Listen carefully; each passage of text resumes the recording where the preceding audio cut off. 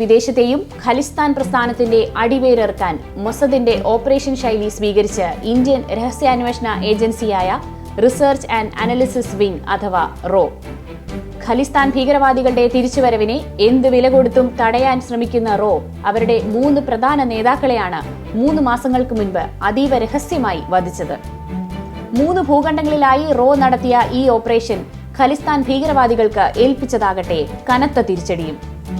കാനഡയിൽ റോ നടത്തിയ ഇത്തരമൊരു ഓപ്പറേഷന്റെ പേരിൽ ഇരു രാജ്യങ്ങളും തമ്മിൽ കടുത്ത നയതന്ത്ര യുദ്ധത്തിനും വഴിയൊരുങ്ങിക്കഴിഞ്ഞു. ഖലിസ്ഥാൻ ഭീകരവാദത്തിന് അന്ത്യം കുറിക്കാൻ പ്രസ്ഥാനവുമായി ബന്ധമുള്ള ഒട്ടേറെ പേരെ കഴിഞ്ഞ ഏതാനും വർഷങ്ങൾക്കുള്ളിൽ വിവിധ രാജ്യങ്ങളിലായി റോ അതിവിദഗ്ധമായി കൊലപ്പെടുത്തിയിട്ടുണ്ട്. അമേരിക്കൻ ചാരസംഘടനയായ CIA കുറിച്ചും ഇസ്രായേലിന്റെ മൊസദിനെ കുറിച്ചും പലവിധ കഥകളും സിനിമകളും വന്നിട്ടുണ്ടെങ്കിലും ഇന്ത്യൻ രഹസ്യാന്വേഷണ ഏജൻസിയായ റോയെക്കുറിച്ച് വളരെ കുറച്ചു മാത്രമേ ലോകത്തിന് അറിവുള്ളൂ. അതിന് കാരണം റോയുടെ രഹസ്യാത്മകമായ പ്രവർത്തന ശൈലി തന്നെയാണ്. വിവിധ രാജ്യങ്ങളിലായി റോ നടത്തിയിട്ടുള്ള രഹസ്യ ഓപ്പറേഷനുകൾ ഒട്ടേറെയാണ്. ലോകത്തെവിടെയും ഇന്ന് ഇന്ത്യക്ക് എന്ത് ഓപ്പറേഷനും നടത്താൻ ശേഷിയുള്ള കരുത്തേറിയ രഹസ്യായുധമാണ് റോ.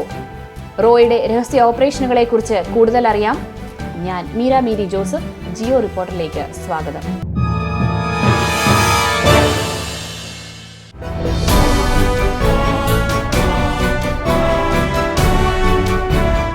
ഖലിസ്ഥാൻ ഭീകരവാദികളെ വേട്ടയാടാൻ മൊസദിന്റെ ശൈലിയാണ് ഇന്ത്യൻ രഹസ്യാന്വേഷണ ഏജൻസിയായ റോയും പിന്തുടരുന്നത്.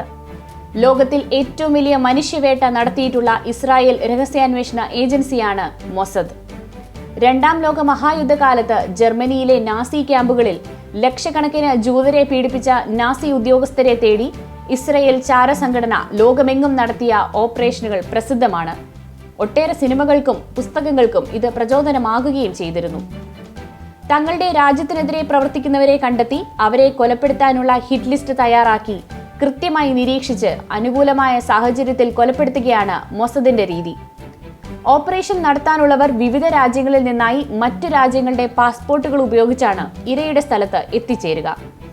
പല സമയങ്ങളിലായി ലക്ഷ്യസ്ഥാനത്തെത്തുന്ന ഇവർ ഓപ്പറേഷന് ശേഷം ആർക്കും സംശയം ജനിപ്പിക്കാതെ വന്ന രാജ്യങ്ങളിലേക്ക് വന്നതുപോലെ മടങ്ങുകയും ചെയ്യും. അവിടെ നിന്ന് അവരുടെ സുരക്ഷിത താവളത്തിലേക്കും. കൊല നടത്തിയവർ രാജ്യം വിട്ടുകഴിഞ്ഞാകും പലപ്പോഴും കൊലപാതക വിവരം പോലും മറ്റുള്ളവർ അറിയുക. മൊസദിന്റെ ഈ ഓപ്പറേഷൻ രീതിയാണ് ഇന്ത്യയുടെ റോയും മാതൃകയാക്കുന്നത്. കാനഡയിൽ ഇന്ത്യ നടത്തിയെന്ന് പറയപ്പെടുന്ന കൊലപാതകത്തിലും റോയുടെയോ ഇന്ത്യയുടെയോ പങ്ക് വ്യക്തമാക്കുന്ന തെളിവുകൾ പുറത്തുവിടാൻ കാനഡയെ ഇന്ത്യ വെല്ലുവിളിച്ചിരുന്നു. ആരോപണം ആവർത്തിച്ചെങ്കിലും തെളിവുകൾ പുറത്തുവിടാൻ കാനഡയ്ക്ക് ഇനിയും സാധിച്ചിട്ടില്ല എന്നറിയുമ്പോഴാണ് ഇന്ത്യൻ ചാരസംഘടനയുടെ ഓപ്പറേഷനുകളുടെ രഹസ്യാത്മകത മനസ്സിലാകുക.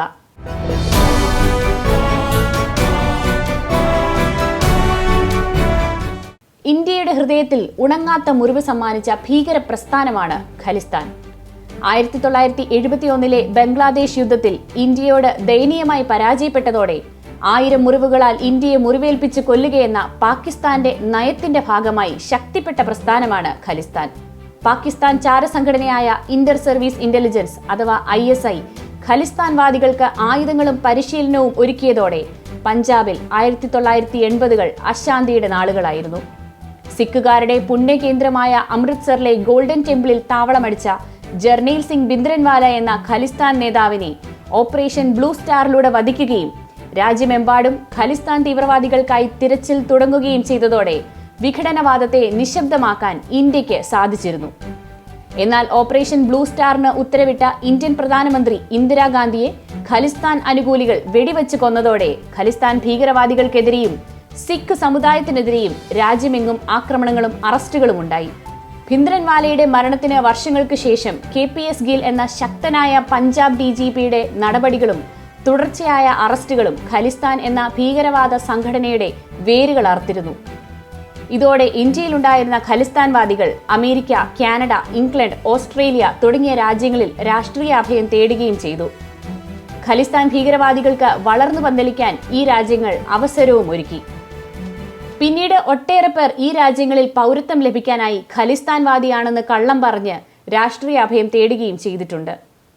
ഇന്ത്യയിൽ ഈ പ്രസ്ഥാനം ഏറെക്കുറെ നിർജീവമായി ഇരിക്കുമ്പോഴാണ് പൊടുന്നനെ വീണ്ടും ഖലിസ്ഥാൻവാദം പൊട്ടിമുളച്ചത്.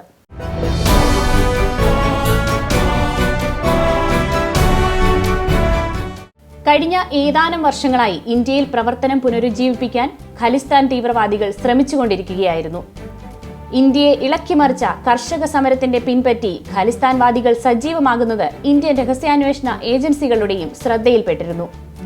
ഇതോടെ ഇവർ ഇന്ത്യൻ ഏജൻസികളുടെ നിരന്തര നിരീക്ഷണത്തിലായി. രണ്ടാം ഭിന്ദ്രൻവാലയെന്ന് അവകാശപ്പെട്ട് അമൃത്പാൽ സിംഗ് പഞ്ചാബിൽ പ്രവർത്തനം തുടങ്ങിയതോടെ ഇന്ത്യൻ ഇന്റലിജൻസും പണി തുടങ്ങി. പഞ്ചാബിൽ അടുത്തിടെ നടന്ന ഒട്ടേറെ ദുരൂഹ മരണങ്ങൾക്ക് പിന്നിൽ ഖലിസ്ഥാൻ ആണെന്ന് തിരിച്ചറിഞ്ഞതോടെ അമൃത്പാൽ സിംഗിനായി ഇന്ത്യൻ അന്വേഷണ ഏജൻസികളും പഞ്ചാബ് പോലീസും തിരച്ചിൽ തുടങ്ങി. അമൃത്പാലിന്റെ അറസ്റ്റ് പ്രഖ്യാപിക്കാതെ ഒളിവിലാണെന്ന് പറഞ്ഞ ഇന്ത്യ ഇയാളെ ആദ്യ ദിവസങ്ങളിൽ തന്നെ പിടികൂടിയിരുന്നു എന്നാണ് പുറത്തുവരുന്ന സൂചനകൾ. അമൃത്പാലിൽ നിന്നടക്കം ഖലിസ്ഥാൻ പ്രസ്ഥാനത്തിന്റെ സകല വിവരങ്ങളും ശേഖരിച്ച റോ കൊല്ലപ്പെടാനുള്ള ഖലിസ്ഥാൻ തീവ്രവാദികളെയും അവരുടെ സാമ്പത്തിക സ്രോതസ്സുകളെയും ലക്ഷ്യമിട്ട് ഓപ്പറേഷനും തുടങ്ങി. ഖലിസ്ഥാൻ പ്രസ്ഥാനത്തിനെതിരെ ഇന്ത്യയിൽ നടപടി തുടങ്ങിയതോടെ കാനഡയിലും UK-യിലും അമേരിക്കയിലും ഓസ്ട്രേലിയയിലുമുള്ള ഒട്ടേറെ ഖലിസ്ഥാൻ ഭീകരവാദികൾ അവിടങ്ങളിലെ ഇന്ത്യൻ എംബസികൾക്കും കോൺസുലേറ്റുകൾക്കും മുന്നിൽ സമരം നടത്തി. സമരത്തിന്റെ മറവിൽ അവർ ഇന്ത്യൻ നയതന്ത്രാലയങ്ങളെ ആക്രമിക്കുകയും ഇന്ത്യൻ ദേശീയ പതാകയെ അപമാനിക്കുകയും ചെയ്തു. ഇതോടെ വിദേശത്തെ ഖലിസ്ഥാൻ നേതാക്കളെ നിർജീവമാക്കാൻ ഇന്ത്യൻ രഹസ്യാന്വേഷണ ഏജൻസികൾ കൊലപാതക പദ്ധതി ആവിഷ്കരിക്കുകയായിരുന്നു. ഇന്ത്യൻ നയതന്ത്ര കാര്യാലയങ്ങൾ ആക്രമിച്ച ഖലിസ്ഥാൻ ഭീകരവാദികൾക്കെതിരെ ഇന്ത്യയുടെ പ്രതിഷേധത്തെയും സമ്മർദ്ദത്തെയും തുടർന്ന് അമേരിക്കയും UK-യും നടപടി സ്വീകരിച്ചെങ്കിലും കാനഡ മാത്രം ഒരു നടപടിയും സ്വീകരിച്ചില്ല. ഇതോടെ ഇന്ത്യയും കാനഡയും തമ്മിലുള്ള നയതന്ത്ര ബന്ധവും വഷളാകാൻ തുടങ്ങി.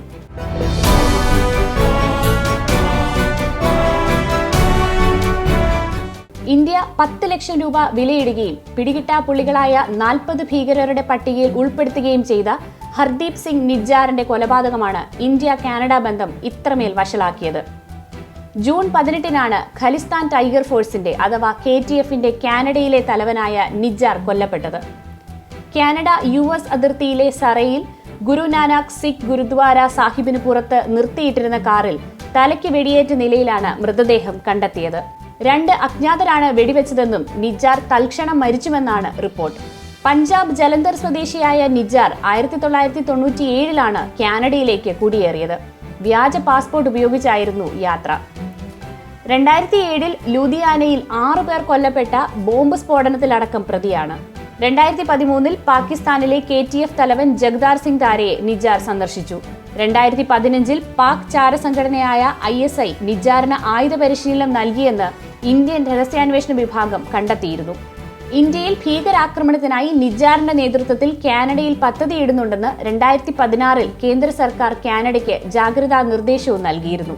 നിരോധിത സംഘടനയായ സീക്സ് ഫോർ ജസ്റ്റിസിന്റെയും അഥവാ SJF-ന്റെ ഭാഗമായിരുന്ന ഇയാളെ 2020-ലാണ് ഇന്ത്യ ഭീകരനായി പ്രഖ്യാപിച്ചത്.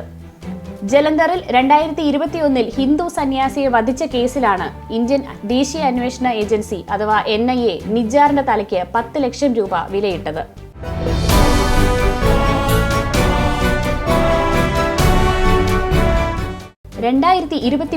ജൂൺ 19 ഖലിസ്ഥാൻ ലിബറേഷൻ ഫോഴ്സ് നേതാവ് അവതാർ സിംഗ് ഖണ്ട UK-യിലെ ബിർമിംഗ്ഹാമിലെ ആശുപത്രിയിൽ വെച്ച് അജ്ഞാതമായ കാരണങ്ങളാൽ മരിച്ചു.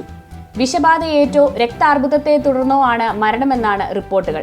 എന്നാൽ പൊളോണിയം പോലുള്ള ഏതോ അജ്ഞാതമായ റേഡിയോ ആക്റ്റീവ് പദാർത്ഥം കുത്തിവെച്ചതാണ് മരണത്തിന് ഇടയാക്കിയതെന്നാണ് ഖലിസ്ഥാൻവാദികളുടെ ആരോപണം. ഈ വർഷം മാർച്ച് 19-ന് ലണ്ടനിലെ ഇന്ത്യൻ ഹൈക്കമ്മീഷൻ ആക്രമിച്ച് ഇന്ത്യൻ ദേശീയ പതാകയെ അപമാനിച്ചതിലെ മുഖ്യപ്രതിയായിരുന്നു ഖണ്ട. കേസിൽ NIA ഖണ്ടയെ മുഖ്യപ്രതിയാക്കി FIR ഇറക്കിയതിന്റെ 2-ാം ദിവസമാണ് ഖണ്ടയെ ആശുപത്രിയിൽ മരിച്ച നിലയിൽ കണ്ടെത്തിയത്. ഇന്ത്യൻ ദേശീയ പതാകയെ അപമാനിച്ച ഖണ്ടയുടെ മരണമായിരുന്നു റോയുടെ ഓപ്പറേഷനുകളിൽ ഏറ്റവും പ്രധാനപ്പെട്ടത്. ഹൈക്കമ്മീഷൻ ഓഫീസ് ആക്രമണത്തിന് തൊട്ടുപിന്നാലെ ഖണ്ടയെ ഉടൻ വധിക്കാൻ ഇന്ത്യൻ ദേശീയ സുരക്ഷാ ഉപദേഷ്ടാവായ അജിത് ഡോവൽ നേരിട്ട് ഉത്തരവിടുകയായിരുന്നു എന്നാണ് സൂചനകൾ. ഖലിസ്ഥാനെ തകർക്കാൻ അമേരിക്കയിലും റോ ഓപ്പറേഷൻ നടത്തിയെന്നാണ് ആരോപണം. അമേരിക്കയിലെ സിക്സ് ഫോർ ജസ്റ്റിസ് സംഘടനയുടെ നേതാവായ ഗുർപട്ട് ബന്ദ് സിംഗ് പന്നുവിനെ വധിക്കാൻ റോ ലക്ഷ്യമിട്ടിരുന്നത്രേ. കാലിഫോർണിയയിലെ ഹൈവേയിൽ ട്രക്കുമായി കൂട്ടിയിടിച്ച് തകർന്ന പന്നുവിന്റെ കാറിന്റെ ചിത്രം പുറത്തു വന്നിരുന്നു. അപകടത്തിൽ പന്നു കൊല്ലപ്പെട്ടെന്നും വാർത്തകൾ പരന്നിരുന്നു. എന്നാൽ കുറച്ച് ദിവസങ്ങൾക്ക് ശേഷം മരണവാർത്ത നിഷേധിച്ച് പന്നു സോഷ്യൽ മീഡിയയിൽ പ്രത്യക്ഷപ്പെട്ടു. റോ ഒരുക്കിയ കെണിയെ പന്നു അതിജീവിച്ചെന്നാണ് ഇതേക്കുറിച്ച് പറയുന്നത്. എന്നാൽ പന്നുവിനെ വെറുതെ വിടാനുള്ള ഉദ്ദേശത്തിലല്ല ഇന്ത്യ. ഇയാളുടെ ഛത്തീസ്ഗഡിലും അമൃത്സറിലുമുള്ള സ്വത്തുവകകൾ കണ്ടുകെട്ടാൻ സെപ്റ്റംബർ 23-ന് NIA നടപടി സ്വീകരിച്ചു. ഇന്ത്യക്കെതിരെ വിദ്വേഷം വളർത്താൻ ശ്രമിക്കുന്ന പന്നുവിനെ അധികം വൈകാതെ തന്നെ റോ നിശബ്ദമാക്കുമെന്നാണ് പലരും കരുതുന്നത്. പാകിസ്ഥാനിലും ഖലിസ്ഥാൻ തീവ്രവാദികളെ കൊലപ്പെടുത്താൻ ഇന്ത്യ നടപടി സ്വീകരിച്ചിട്ടുണ്ട്. ഖലിസ്ഥാൻ കമാൻഡോ ഫോഴ്സ് നേതാവായിരുന്ന പരംജിത് സിംഗ് പഞ്ച്വാർ മെയ് 6-ന് പാകിസ്ഥാനിൽ വെടിയേറ്റ് കൊല്ലപ്പെട്ടതിനു പിന്നിലും റോയുടെ അദൃശ്യമായ കരങ്ങളുണ്ടായിരുന്നു.